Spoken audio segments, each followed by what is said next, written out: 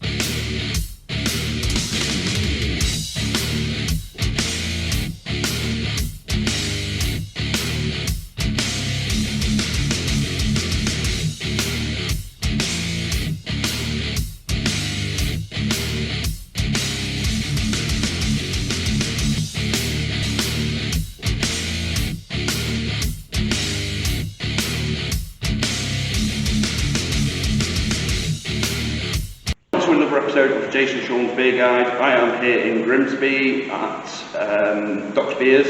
Very much looking forward to this one. It's our first time in the brewery since the national lockdown. I am here with Jase, one of the owners of the brewery. So, Jase, you've been here how long now? So in October we'll have opened our doors 2 years ago. So yeah. Excellent, fantastic. And how are you finding the business in North America? From the get-go, it's been absolutely insane. So we've had so much local support. It's just been phenomenal, and obviously it's kept us honest and kept us driving hard. And now we kind of feel like it's our duty to keep pushing the brand forward. Obviously, more recently, COVID's been bit of a nightmare. Sorry, yeah. Excellent, excellent. So tell us about your inspiration behind the beers that you've brewed thus far.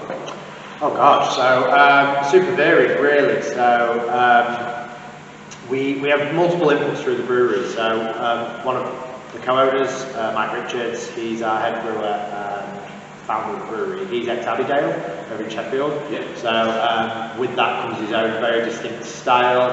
You know, we've got the bump dungeon going on over there that brings out some unusual bits and bobs. And then we've got Lewis Birch as well, who's ex-Brewdog, Magic Rock and Beatniks. Fantastic. So he brings a very modern, he's only in his early 20s, Lewis, so he brings a very modern edge to the industry. And then you've got me and Will, the two owners, who just love beer. So a good mix really. The inspiration is from all over. It sounds absolutely fantastic. It sounds like you've got a great repertoire on TV there as well. So I'm looking forward to see what you do in the future. I've not yet tried the Doc's beer, so we'll rectify that pretty soon. Very much so. I've been trying to stay out there, so I'm being partial. So. How's your Holden market been as you've only opened in the last couple of years, and where do you see yourselves going? Good question. So we've, like a lot of small businesses, when they get up and running, you've got goals, you've got dreams, where you want to be, and there's obviously the reality, and it's trying to find out where the two merge up nicely. So as I mentioned previously, Mike, who's our head brewer, when we all got involved as a partnership, Mike was solely running Acton Brewing Company with his wife Jules, and basically the focus was local cask ale, very much seasonally inspired, but quite often by locally sourced ingredients. We've kept the Acton brand alive, and we still do bits in that sort of field, but cask beer has been quite under the hammer for quite some years, and craft is where our hearts lie, and where we think it's more viable for a business to be. As I said, we opened this site 2 years ago, derelict church, so this is the old St Barnabas Mission Church, which is just a couple hundred metres away from the docks. Full of heritage. This street, before it became sort of like the industrial street it is now, used to be slum housing. It used to be home to about 13 pubs at one point. Wow. And it was notorious across Europe with people, sort of like mainly fishermen that would come into the area. They used to call them the 3-day millionaires, who would rock up with a big paycheck and kind of want to drink themselves to sleep for a few days. Obviously, we don't condone that type of drinking nowadays, so it's much more sensible. But no, going back to our aspirations, obviously when we open, the dream always is to grow the brewery and to reach as many people as you can with your products. Grimsby used to be the home of Hewitt's Brewery, which is one of the UK's largest, has for many a decade not really been catered by a major brewery. There's been some fantastic independent setups come and go over the years, many of which are sorely missed. We just felt there was a gap there. Grimsby's getting a real fresh breath of air in it from the offshore wind industry, so it is really sort of gentrifying and it's got this new industry in town. With that brings opportunity and growth. We're seeing sort of like street food places popping up. We're seeing cooler coffee brands and stuff like popping up, and with that, breweries fit in very nicely. So the plan originally was just to start making some really strong craft beers to service Lincolnshire and Humber region, which I'm confident to say that I think we're doing a pretty good job at. The guys are working tirelessly. And I guess as we now grow, sort of like I guess your aspirations grow as the brand grows. So we were overwhelmed, as I mentioned, by the following of that, and we felt that Grimsby wanted a craft brewery, but we didn't realise how much until we opened our doors. So we've kind of been playing catch up, feeding that demand until now. So in terms of like wider sales scope, we're less far along than we'd like to be, and that's only because the demand locally has been so high. So we've got lots of permanent lines and stuff locally. Going on, we added 2 new tanks at the end of last year, and I think we're going to look at scale up a couple more. Obviously, COVID's put all plans kind of on ice at the time being, but we're due for a couple more for expansion. And I think that's going to really be the pivotal point for us now, as we've got a few ducks in the row internally with some new staff members that have joined the team and things like that. So I think we're now in a really good place to really sort of expand our reach and get a nice throughput of guest beers as well. That's fantastic. You talk about obviously growth as a company, and we spoke a little bit about the up and downfalls of this local area and how now you're getting like a rebirth due to the offshore industry. What impact does beer and local pubs and stuff have around here to the industry and the people? We've seen many places shut down and industry shut down. So case in point. So Grimsby was very heavily reliant on the fishing docks basically, which are still there and still doing some fantastic things, but albeit in much reduced capacity. And for many a decade it saw redundancies and job losses, and with it a lot of the supporting ancillary businesses go as well, including like say pubs. Like I mentioned before, there's 13 pubs down here, Freeman Street, which is the street over, really just slipped for many years. And we're now seeing that it's the upward trend for all these places, so places are getting modernised and refurbished and starting to reopen. It feels like the town's really on its uppers, and it's just the very first couple of steps of a very long journey which will bring it back to prosperity. And I think that reflects very much where we are now. So Grimsby being the end of the motorway, we don't have many of the big chains or anything else like that. We don't have any big chain restaurants, or very few of them at least. So there's a lot of independent pubs. There's still very much that sort of like working man's clubs mentality, but it's also very nicely meshed in with a lot of independent places opening as well. So you've got the Seaview Quarter up in Cleethorpes, you mentioned yourself, you was on High Street last night, visiting a couple of local pubs, and I mean these guys are doing some absolutely amazing bits as well. So I think the scene in this area is just going from strength to strength. Fantastic, excellent. We'll leave that here for now, and we'll go downstairs and check out the brewing methods. So for now, thank you, Jase. Nice one. Cheers. I am back here with Lewis in the main brewing area, as you can see by the brewery tanks behind me. What have we got here, Lewis? So I've just got out a selection of the kind of malt and hops that we use in other beers. So for example, this one right here, this is our Marisotto Extra Pale Ale malt, which is the base malt for pretty much all of our beers. So you'll see any recipe of like any of our standard breweries is going to be like maybe 80% or more of this. Some of the breweries are 100% this, some of the wheat, some get some of the more specialty malts as well. But we find that the Marisotto extra pale is really nice because it gives a really blank canvas for letting you can do what you want with it. So if you want it to just be like a hoppy, nice pale ale, like so the High Graph we tried earlier, we use pretty much like 95% of that grain milk is this, and then like 5% or so of it's rye malt, just a little spicy edge. It gives you room to kind of play and, like I said, a bit of blank canvas to fill your beer around. So, I mean, you can taste things. I wouldn't taste the hops when we get to them, but you can feel free to taste the grains and talk about them. So you'll find that's really kind of a little bit grassy almost, like mostly kind of bready, kind of sweet cereal-y. You'll see me on my brewery tour days, just like talking to people and smashing it into my face. You know, like. And then next up to this is called dark crystal malt. So crystal malt is where you take all malt starts off essentially like this, and then what they do is when they're malting it and heat it up, they'll leave it a little bit more damp, and as the temperature rises, it kind of crystallises them sugars that are available in there. So this, because it's a dark one, you'll end up getting a nice balance of like some more roasted character, so a little bit of bitterness from that, like slightly burnt toast or coffee or dark chocolate. But because the crystals, well, you get that what we talked about earlier, is the biscuitness, so you get some of that Christmas pudding type flavor to that. So that's a really interesting one. That is very interesting. We use it in sparing amounts, but especially in dark beers, so we use it in this rustiness and things like that. And then this is just full on roast barley, so that is the malt that you get a lot of bitterness from, almost a little bit of astringency, roasted coffee, that got sort of character. Wow. That's maybe not as pleasant as the first two. You can get the idea of sort of flavour that we're parting to the beer. So we use that again in just all the dark beers. We don't do it here, but you can also use it in really sparing amounts, maybe 2% of grain mill, to get a nice kind of ready brown hue to the beer as well. Fantastic. So is it just those three you select? Oh no, we have a back catalogue through there, maybe 20 different types that we use. Wow. Okay, are they locally sourced? So from a place called Muntons, we get them delivered locally, but basically it's malting farms all over the country. We use Muntons because we really like the quality of malt we get from them. I can't say it's not where that's their base. But yeah, some of the farms are as close as Norfolk generally, so lots of big malting farms out there. Fantastic. And then the more fun stuff, especially for like a lot of like craft beer drinkers, is the hops. So I'll try to get two opposite ends of the spectrum here.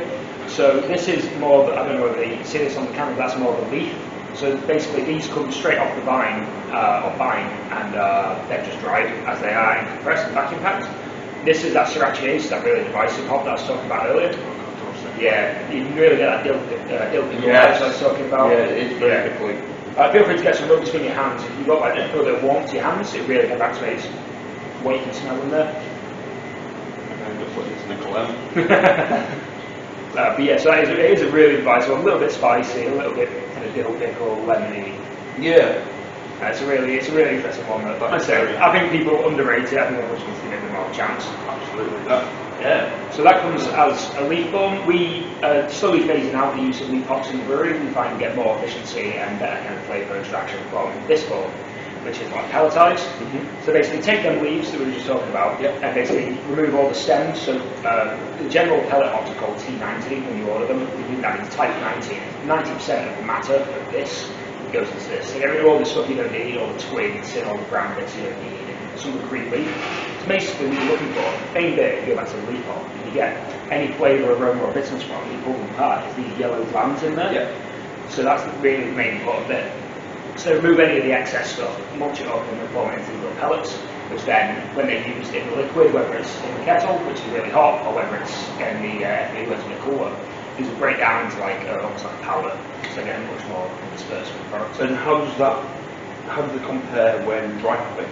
So I wouldn't even touch the dry hopping personally, just especially with our tanks, like it just clog a lot of the tank, big words to say, not that mine just sit on top. And generally these, you can put these in, and I said these taste like powder, so you get so much more surface area contact with pellet hop as well, just from that pure point of view, about the logistics of how much has come up the brew kit. And do either of these have any effect on the hazy beer? So you would you get more haze from that with there being like a powder? Or You would in like more of like a short-term haze, so like a hot haze. It can also help lead to chill haze as well.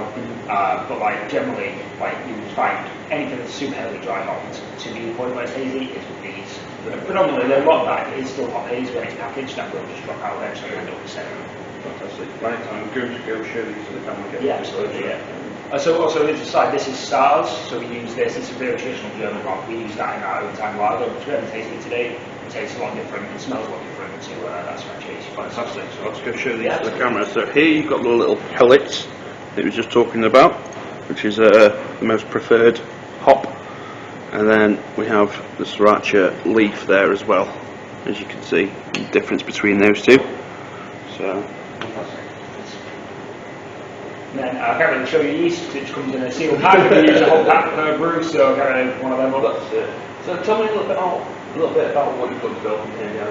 Yes, so in terms of what the tanks do, or in terms of what beers we've got coming out soon? What you've got coming out. So coming out soon, we've got a few new interesting beers for us. We've just brewed a fairly traditional Hefeweiss.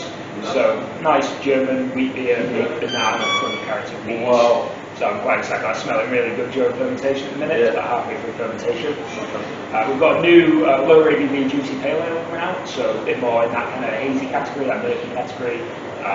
So we've got that coming out soon. That's been dry hopped at 2 separate points during fermentation, which is something we don't tend to do here. And it's excessive amounts of hops in the whirlpool. We cooled the whirlpool down, so we've got minimal bitterness out of the hops that went in. So really nice kind of modern take on that kind of easy drinking pales. Then after that, we've got a few of our standards in tank at the minute. We've got our hard grab, which is a pale ale. And we've also got a brand new bitter coming out as well, which we haven't even signed a name to yet, but that's in tank. And a bit more traditional, right? So a bit more fun for people who come to expect more modern styles from us. Fantastic. I might have to try and figure out the name for it. Absolutely. Let us know, because we haven't come up with one yet. Indeed. So excellent. Well, thank you for showing us around the brewery area as well. That's what you've got so many very across the engine. Yeah. And I wish you all the best for the future. And like I said, I'll look forward to seeing you grow. Thank you very much. Thank you very much. Cheers, man. Thank you. Cheers. Anyhow, here we are tasting with Lewis, one of the brewers here at Dog's Beers. We're going to make this as short and sweet as possible due to an incident that's just occurred. So, Lewis, thank you for taking your time out of your day. I know you're going to go for lunch in a moment, so we'll try and make this as quick as possible. So, could you just tell us what we've got here? Yes, so we've got our hard graft, which is like one of our core range pale ales. It's probably our joint beer selling product. It's one of the beers that's given us since we opened. We've got our Risky Biscuitness, which is a collaboration with Location Brewing. It's a 5.2% kind of hoppy brown ale.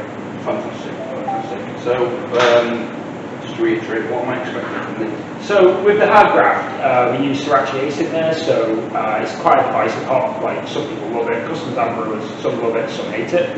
You find a lot of like almost like lemony, bubblegummy character, almost as well. Some people say like a dill pickle, you know, like the flavour you get in like a burger or something like that. And it really does divide opinion. I used to really not like it, and then I tried this beer before I brewed here, and it was one that made me think, oh wait, maybe this hop could be pretty nice in the right hands.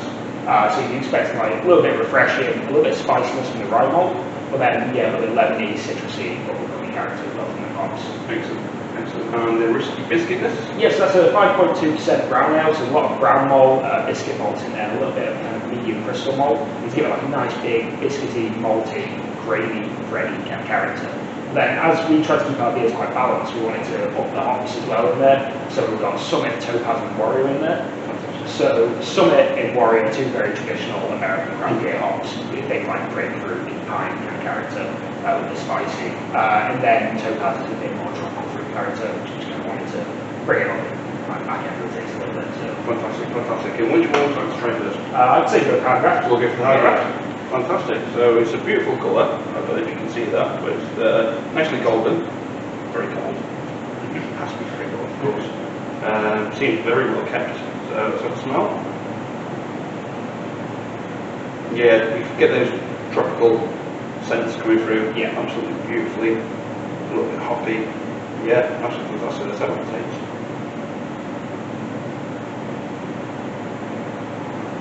Beautiful, absolutely beautiful. Hoppy, bitter, and the tropical taste that you get is very well balanced. Nice. Very well balanced.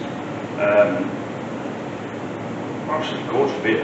Absolutely I'm fantastic. a big fan of it. We drink a lot of it while we shift here. It's the one we always go for quality. It's the one. So this is your core beer. This is the core beer. Absolutely, yeah. Like, you have such a loyal following of it locally in the areas where you get regulars who come in, and like, there's one regular who comes in and he literally knows we've got like a new batch on. He asks me every day, like, when's the next one on, when's the new one on, will you change anything? Like, and he's so into it. So Yeah. it's quite nice about that level of engagement with the customer. Is this also available on tap anywhere else in town? Yeah, so a few places take high graft. I wouldn't be able to name them off the top of my head, but there's a few places that take high graft in cans. Some people take casks as well, and obviously some cans as well. Excellent. Fantastic. Fantastic. It's a bit of a rare treat to find it on cask somewhere, but we're starting to make a few more sell around town. So Yeah, absolutely fantastic beer. I like to score my beers when I drink them, and that one is just absolutely fantastic. That blew my socks off. I love my lighter beers. So yeah, 8.9. nice. Absolutely. The other thing's letting it down, so we lost it. We'll top it back up for you, don't worry. Fantastic. So, moving on swiftly, we have the Whiskey Biscuitness, which is malty whiskey brown ale at Yes. 5.2% club vocation, Yeah. Captain Bridge. Fantastic. Now, I have had a couple of vocational brews before, and yeah, they've been pretty good. There's one or two that have been quite to my taste. Yeah. So, dark side of beers, it's not really my kind of thing, it's more Jason's kind of thing, Yeah. but I'm going to give this a whirl and I'll see what we make of it. So let's have a smell. Yeah, it's very rich, malty, punch in there. Yeah, oh, that's nice. It's I was like almost like a Christmas cake. Yeah, it reminds me of when my nan actually used to make cakes for Christmas. God bless her soul, but yeah, it smells so homey and warming. It's like a cuddle in the nose. Yeah. I like that. That's good description for it. It is. Right, let's have a taste, see what we think. Oh, yeah. Oh, yes. That has turned me. I am coming out the dark beer closet here. That is absolutely fantastic. I'm lost for words. It's malty, it's rich, but not overpowering. Yeah. It's, yeah, again, a great balance, a fantastic balance, and the colour is Yeah, I'm a big fan of gorgeous. chocolate. Yeah. Yeah, very, very caramelly red. Yeah. It's brown and red colours. Yeah. It's absolutely stunning. It's keeping a nice head on the glass as well. It keeps well. That is fantastic. See you later. Yeah, wow. That has definitely turned cheek. Biscuity, malty. I really don't know what else to say. It's just a fantastic beer. I'm glad you like it. Yeah, I came here expecting some good beers and got great beers. They are absolutely fantastic. And of course, you've got a lot of experience brewing yourself, haven't you? Yeah, yeah. Would you like to tell everybody where you've brewed previously? So I learned to brew up at Brewdog, up in Ellen, about 15 miles north of Aberdeen. Then went to Magic Rock. I was there for a couple of years. And then, yeah, short stint in Manchester, then back here. Excellent. So you've got some really good knowledge. I tried my best. Your CV must be amazing. As soon as you mentioned those two breweries, especially. Magic Rock is one of my favourites. Yes. Brewdog. Brewdog, I do like Brewdog beers. I was having the Clockwork Tangerine yesterday. Nice. And I was quite happy with that. So, yeah, you bring a lot of experience to this place. And personally, I'm going to be there when you grow and develop beers. And Thank you very much. Actually, got my support. Thank you. So, yeah, fantastic. So, from me, I'll do it for now. And now a little taster. We'll say thank you and goodbye. Beer, beer, beer, I'm going for a beer. Beer, beer, beer, I'm gonna drink some beer. I like drinking beer. Lovely, lovely beer.